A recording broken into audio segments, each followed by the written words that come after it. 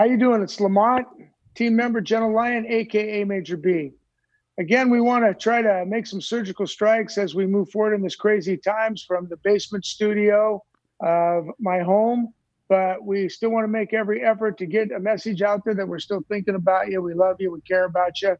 And we want you to always be thinking about bringing that best version of self to table. What is our motto at Gentle Lion? Better husbands, better fathers, stronger families. Better husbands, better fathers are creating stronger families. And this is still a difficult time. We get that. And it's prolonged and it becomes more challenging. And we're concerned, there's just a genuine concern that, we get in the midst of all this and it's easy to default back into old unhealthy behaviors where we're less than patient. We can be short. We can be curt. The kids are fussing or whatever, and we snap or we say something to the wife that isn't necessarily in a loving and kind way, and we start defaulting back to some of those old habits.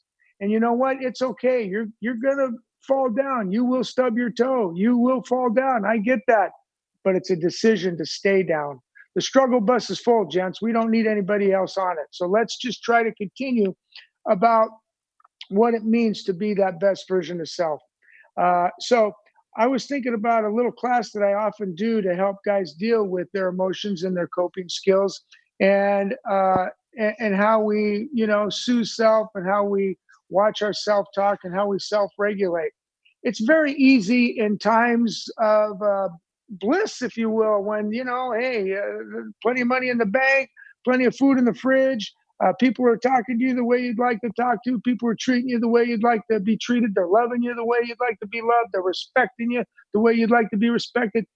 Very easy to find that best version of self. But what do you do, in the face of challenge? How do you deal with things then? Because guess what? We all know life is not that easy. There's always going to be some hiccups. There's always going to be some speed bumps. There's going to be some potholes.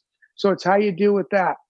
Now, I like to tell a guy, or tell men in general, I want them to be able to, to be able to have appropriate responses in any given situation, instead of just knee jerk reacting. But that sometimes takes that pause for the cause, think about what I'm going to say and how I'm going to respond. Because we are designed to be leaders. I don't want any ladies taking exception from that, but because we're designed to be a spiritual leader that truly knows how to cherish his wife. And that's a face-to-face relationship, it's a side-by-side relationship, and it's a back-to-back relationship. So this isn't any one-upsmanship or any power and control. This is actually really being the spiritual leader that cherishes his wife and gives his children and his family the best of his energy, cherishing them as well as they were given to him, provided to him by God as gifts from God. So, but in these times, like I said, we can get kind of short and curt and start defaulting back into old ways. So I have this temperature gauge that I make very basic. It's an emotional temperature gauge, if you will. It's very basic. It's broken up by 10 degrees, 10, 20, 30, 40, 50, 60, 70, 80, 90, and 100. And interestingly enough, I'm not a scientist, but I guess 100, if I remember sixth grade science, 100 Celsius is boiling point. So this is from chilling to boiling point, if you will. And where do I like guys to be, no matter what the situation? And I'm not trying to impose my reality. I'm just making this as a suggestion because it's where I'd like to be. I don't always stay there, but I want to get there. And that's right about where you keep the beer cold, 38, 40 degrees. I call it chilling. All right. If you can see that, but just that chilling concept. All right. You can handle things, whether it's the charge of the elephant or the charge of the mosquito. You're not running into panic palace. You're not lighting your hair on fire. You're coming up with an appropriate response that's going to dictate an outcome that benefits all. Not a perfect world, not always going to be perfect, but when you have confrontation, it's going to be gracious confrontation because you're always going to be sending that signal. I love you, darling. I'm there for you. I love you, kiddos. I'm there for you. But let's talk about this. So I want that guy right about in that area where you keep beer cold. And whether you drink beer or not, I'm not advocating that or wanting to trigger anybody. It's just something I think about, a cooler with cold beer. That's chilling. So What happens though when we have, a verbal confrontation, if you will, and we don't necessarily frame it in a loving, kind way, or maybe we're hearing something that isn't presented in a loving, kind way, and all of a sudden, old pride gets in the way because that's the enemy with the ball. He wants you to bow up and get prideful and say things to yourself like, "How dare you talk to me like that?" and then retaliate. But when those things start happening, we start getting up in the 60 to 70 area on that emotional temperature gauge. So, not minimizing anything, but it's a verbal altercation that could very well escalate. No crime has been committed. You really can't call up 911 and say he called me or she called me stupid. No one will respond. But it's still very often those words that come out of the mouth, they're like toothpaste. They don't go back in. They hurt and they bruise. And I'm not minimizing a physical bruise, but very often those last longer than a physical bruise. But then let's talk about that because it's happening out there. And unfortunately, there's an increased problem right now as everybody's living on top of each other. Domestic violence. I got a background in domestic violence. I'm training a couple models uh, that deal with offenders and victims of domestic violence. So I've had a ringside seat in a decade of treatment, actually a decade or more of treating people with domestic violence issues or actual batters. But when we start getting into that area, that's where we start getting into the 80, 90-degree emotional temperature. People start pushing, they start shoving, they start slamming doors. Uh, they use what we call symbolic violence, is where you swipe plates off the table or you break a record or a CD, which is sending a signal. If I can do this, I can do that to you as well. Huge issue.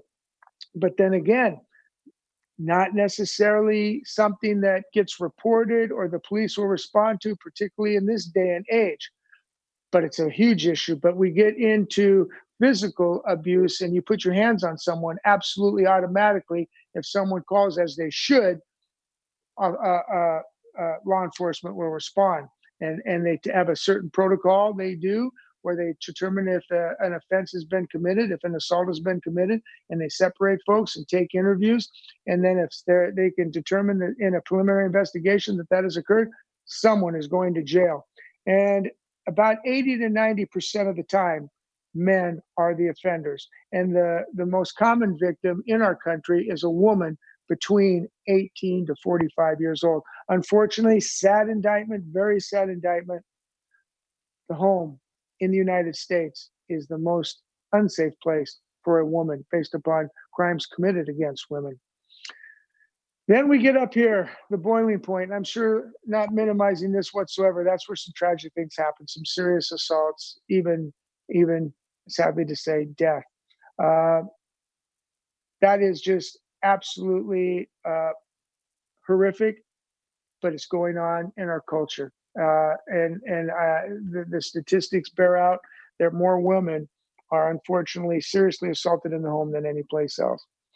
So that's the emotional temperature gauge that brings us all the way up to here. And if we're acting out in this area, anywhere really from the emotional temperature gauge, the 80 to 90 area, if I set up a video, a tripod and filmed you and you were actually acting out and you didn't know you were being filmed, and then I played that back to you when you were calm and collected, you would swear, Major, that's not me.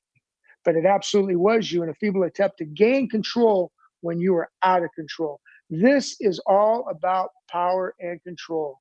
And for some men, that trench runs real deep, and it can be they can be very susceptible to fall back to behaviors that look like power control, particularly when they were raised in families where their dads demonstrated that behavior. Very often, the fruit doesn't fall too far from the tree because for some of us, that type of power control was woven into the fabric of our life. And one of the single biggest predictors of children having difficulty in their adulthood and having barriers in their relationships when they grow up is forms of trauma and compound trauma on the home front when they were subjected to violence, emotional abuse, physical abuse, verbal abuse at a very young age. And that's exactly why when you commit one of these acts of physical abuse in the presence of a child age 15 or younger in the state of Oregon, it's a felon, as it should be, because we do not want to be sending those kinds of signals to our kiddos that this is how you resolve conflict. So, what's at the crux of this? How does this doggone temperature go from chilling to where we lose control of who and what we are? I will tell you, it is two words, and I'm going to cross the camera here so I can write them down. But self-talk. Self-talk. That is the flame, the heat down here that I am going to use to demonstrate how that temperature rises. The self-talk. What you actually are saying to yourself in the midst of all this. Now, we talk to ourselves at about a rate of about 5,000 times a day. Excuse me, I correct that. 50,000 times a day. 50,000 times a day. I know my stats on that. I don't know who did the counting, but I read some research on this, and we basically talk to ourselves about 50,000 times a day. And a lot of it, unfortunately, can be very negative. And just think about your ongoing conversations that you have with yourself. Unfortunately, news and everything that's going on right now is based on two tenets: who to fear and who to blame. And that's negative. But negative self-talk is what perpetuates the temperature gauge rising. If you start out saying something to yourself like, and I'm going to be frank here, this is a bunch of BS. How dare she talk to me like this? I can't believe it. You're lighting the fire. You are lighting the fire. And then when people retaliate and it escalates, then it has the likelihood, propensity to blow up into a full-blown firefight. Lack of a better words, Marine Corps term, but lack of a better term, that's what we end up doing. We got to watch that. We got to watch that self-talk. We got to think about what we're saying to ourselves. We have to be able to soothe self and self-regulate in times of difficulty. And a lot of us didn't learn how to do that, because one of the best ways that we learn how to do that is by the role modeling our parents had given us when we were young. But we get a lot of choices and decisions in life, but one wasn't who was going to be our parents. So if we didn't learn those skills from them, then we're going to have to take that responsibility on, because you know what? No mas. We do not want to create this systemic problem where our wounds are going to be continually handed down to our sons and to our daughters, to our children. We want to give them, remember, the right answers. And I think if I asked you this question point blank and said, do you consider yourself an emotionally healthy man? You'd like to say, yeah, I do. They've done the studies. They've done them. And it's a Harvard study, and I'm not going to go into detail, but you can check it out. It's called the Grant Study. It's still going on today, actually, and you can look it up on the internet. All right. But back in the 30s, they took a group of men to try to determine what actually an emotionally healthy man looks like. And a lot of people said, well, that's great, but these are all white males affluent males that go to Harvard. They actually took a tandem cohort in the inner city of Boston as well to do the same study. And they found the number one indicator of an emotionally healthy man, and they're still studying men today. They started out with, I forget how many, 300 plus, and there's only a few left today because the study still goes on. But the point is not that. The point is this: an emotionally healthy man possesses mature coping skills. He has the capacity to soothe self, to self-regulate. He has the ability to not pursue destructive behavior in the form of drinking, drugs, sex, pornography to numb the pain and to check out and to isolate. He's able to handle reality right up front as it's coming to him. And here's the thing. When we correct that self-talk, you know what, darling? What you said might have sounded a little bit disrespectful, but you know what? I've seen that movie before. I don't want to retaliate. I want to address this issue. I want to find a win-win. I want to be on board with you with the kiddos. I want to be there for you. I want you to know I'm your guy. I'm your protector. I'm provider. When we send those signals, boom, You watch the world respond to that guy, and this temperature goes way down. No need to escalate. Because when we try to numb the pain, here's something that's really interesting. When we things aren't going the way we like, and that negative self-talk, and the temperature starts raising, and maybe we even say, heck, I'm out of here. And I go to the bar or grill and I slam a couple. Or I go take drugs, or I isolate and go look at pornography. When we're trying to numb that pain, you cannot isolate just one emotion to numb. There's going to be collateral damage. You're now going to start numbing your capacity to experience joy, love, patience. You're not going to be totally available to your wife and your family, and you will leave them unprotected.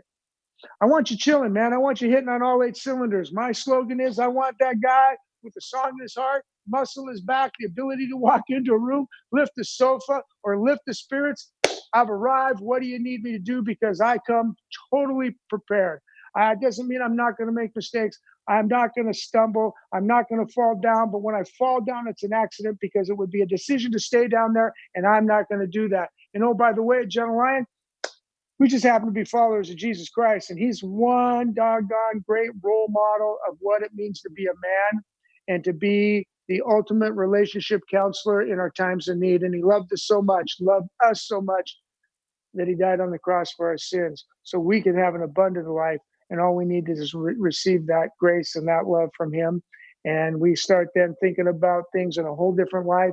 And we cherish our family. We cherish our wife as Christ loved the church. And they get the best of our energy instead of the leftovers. Love you. Thinking about you. Talk to you next week.